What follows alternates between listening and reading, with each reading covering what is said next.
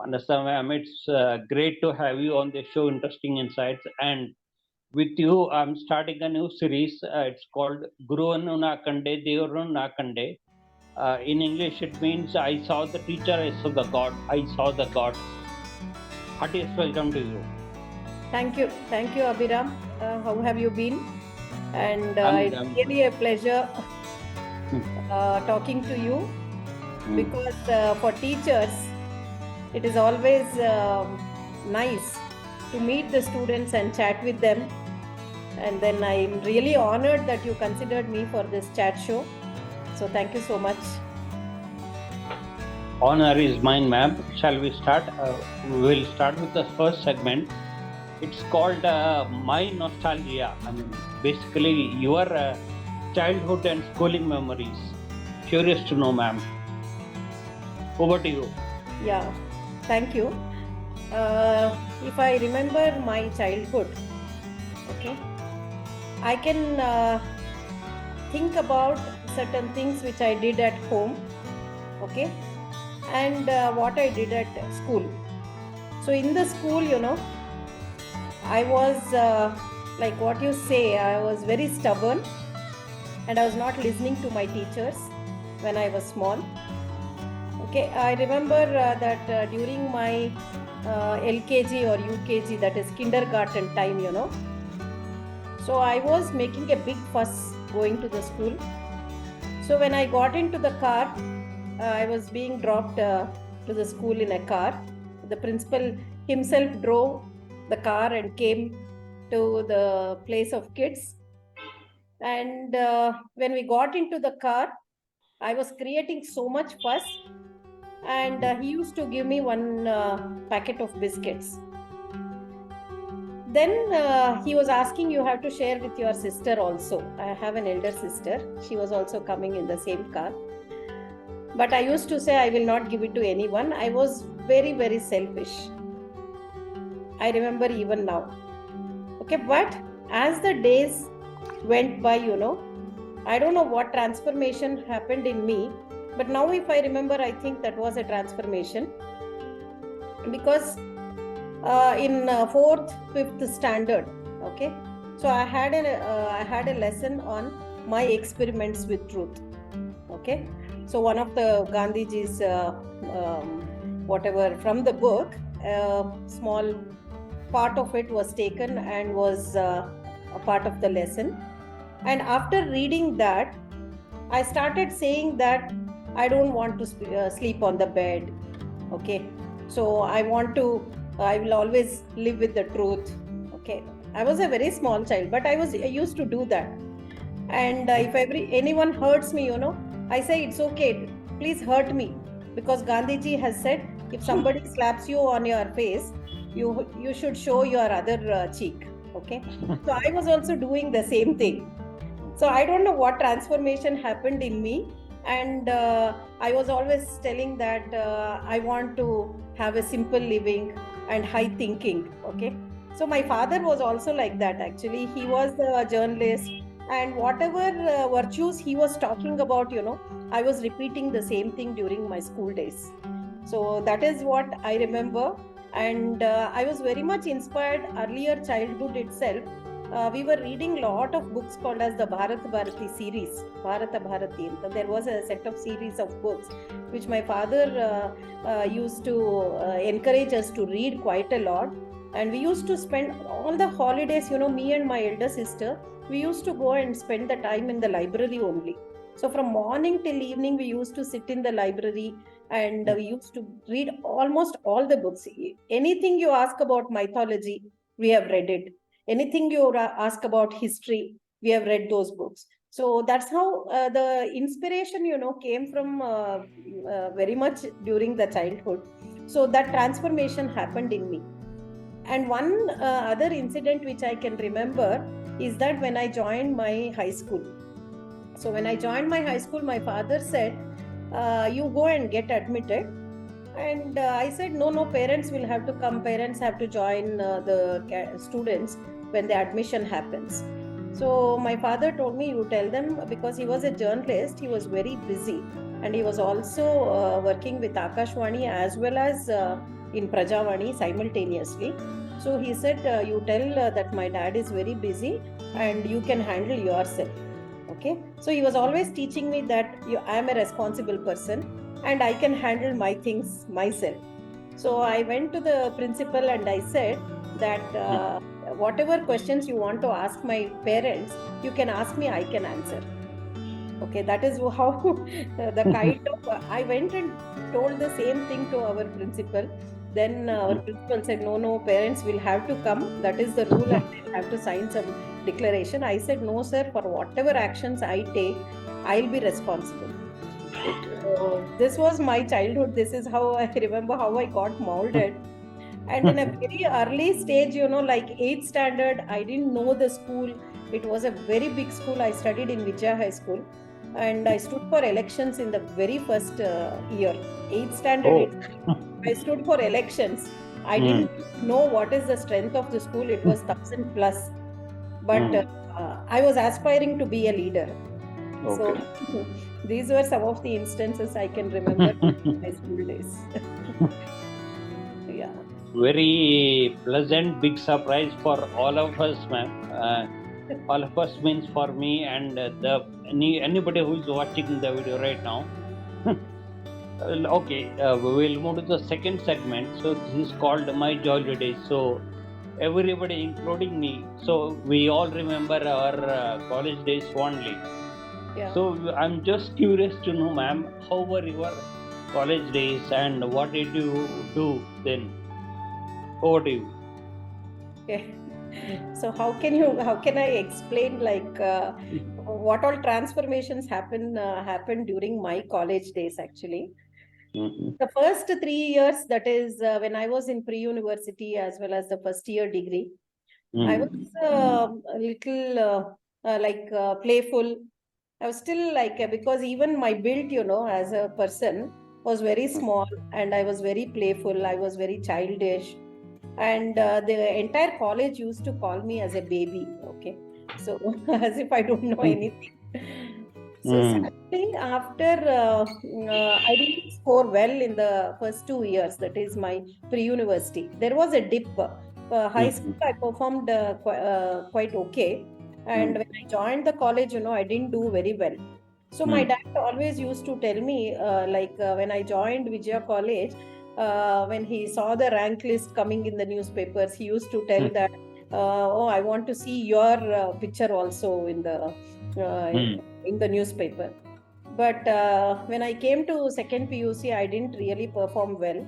Okay, I was a little low scorer. But after that, when I joined my degree, the first year till half of the time, I was the same. But suddenly, I don't know, some kind of a transformation happened. And in my high school, I was writing poetry. Okay, Kannada poetry I was writing. And Okay. somehow I resumed back to all that reflective exercise, after completion of my first year degree. I was Mm-hmm. very, very reflective. Mm-hmm. And uh, you may say that they are jolly days, but I became very serious. And Mm-hmm. I started searching for myself. Who am I? What am I doing? Am I on the right path? And I got connected with the Ramakrishna Ashram during that time. I used to go and attend discourses at Ramakrishna Ashram. And Mm-hmm. then actually, I was always thinking that I should be a part of the Sharada Mutt. Okay. So I read Sharada Devi Jivana Ganga during that time. I was reading about Ramakrishna and Vivekananda. So because of this, I had a big transformation. I started writing very serious poetry during that time. Like Mm-hmm. all my poetry, or soul searching kind of poetry, like searching yourself. What am I doing? Where am I? How am I going ahead? So, what is the purpose of my living? So, should I not help others? So, these things, came to my mind. And seriously, I joined this Ramana Maharshi School of Blind, and I was going on a weekly basis to Ramana Maharshi School. And then I used to help the blind children to study.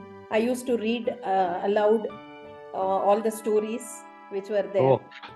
So so my life completely changed after that.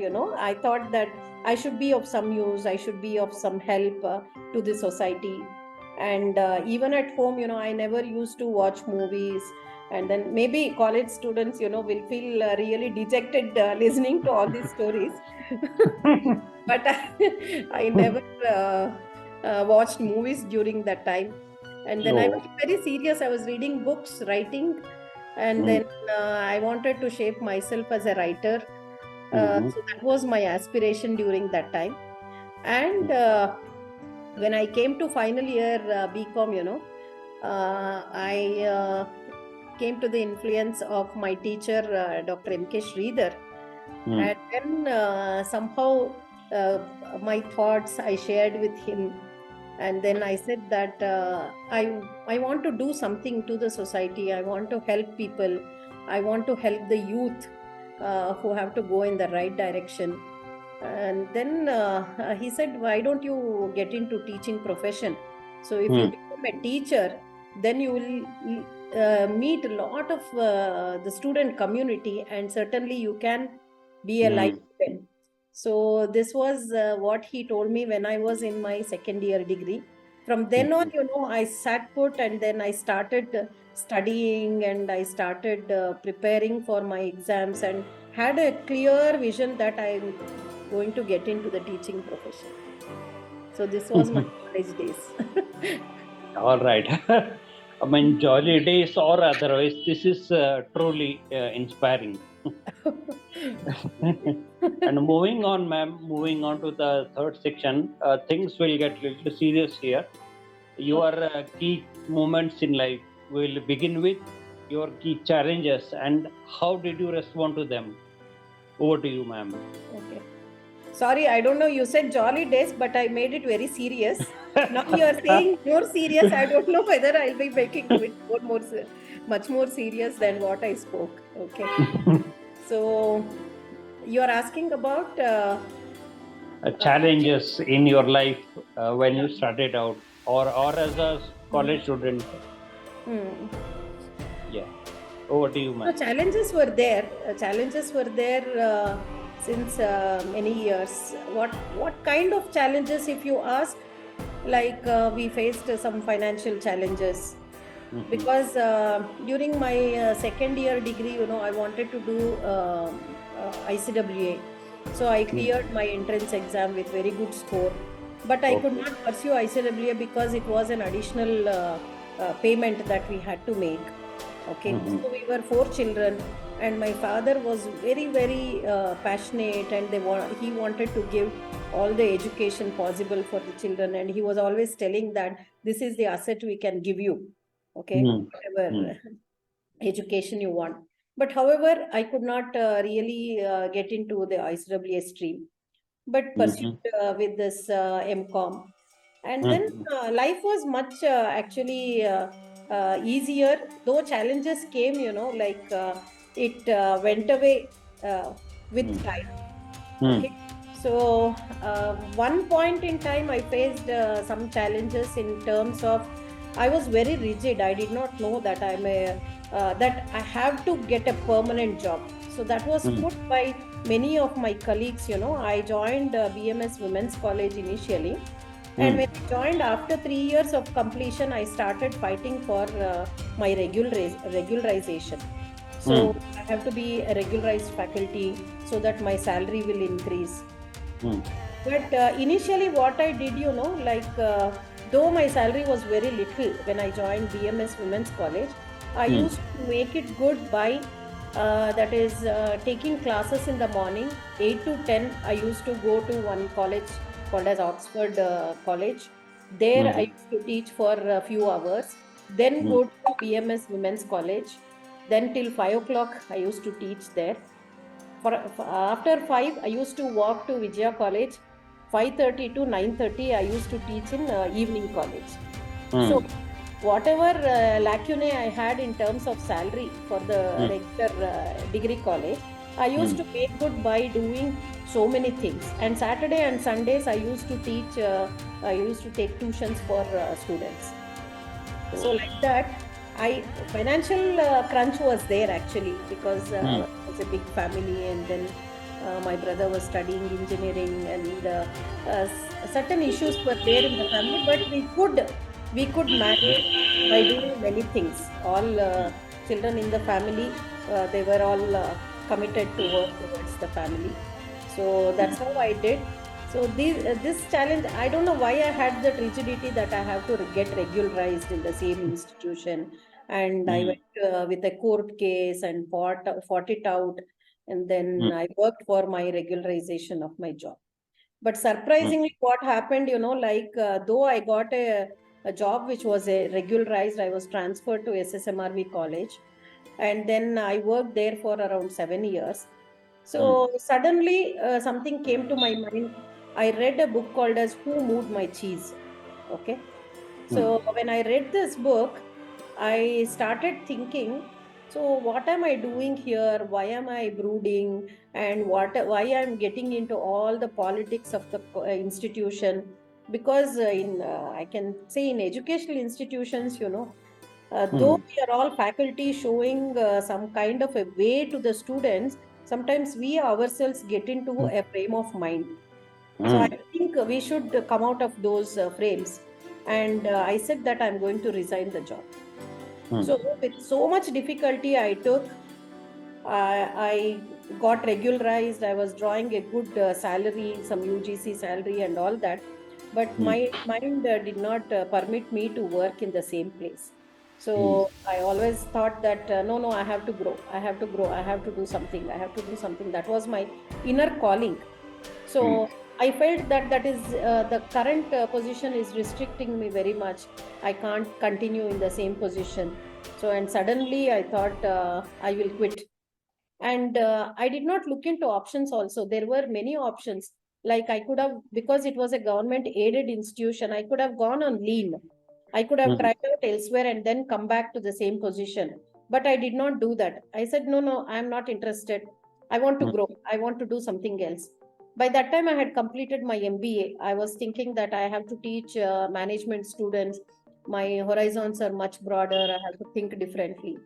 So I moved to management education thereafter. So these were some challenges that I faced. But Hmm. literally, if I look back, I don't feel that there were any challenges. It was Hmm. all the mindset that made you feel that there were challenges. But those challenges I could overcome very easily, giving some kind of right kind and a reflective exercise. I always follow a journaling process. So I write every day. That is my thing. So if I write, I feel that what things I'm doing right, what things I'm doing wrong. That reflection comes back to me, and immediately I will alter my path and ways according to that. So that's how I did not stay back in some of the institutions, though they were the best of the institutions. Uh, Very quickly, if something is not working according to my uh, thought process, so Hmm. then I felt like I have to quit the job and I should not be in that place. So these are Hmm. some of the challenges I found. And then with respect to family, I did not have any challenges. Like maybe some little hiccups will be there for every woman to get Hmm. adjusted to a new family.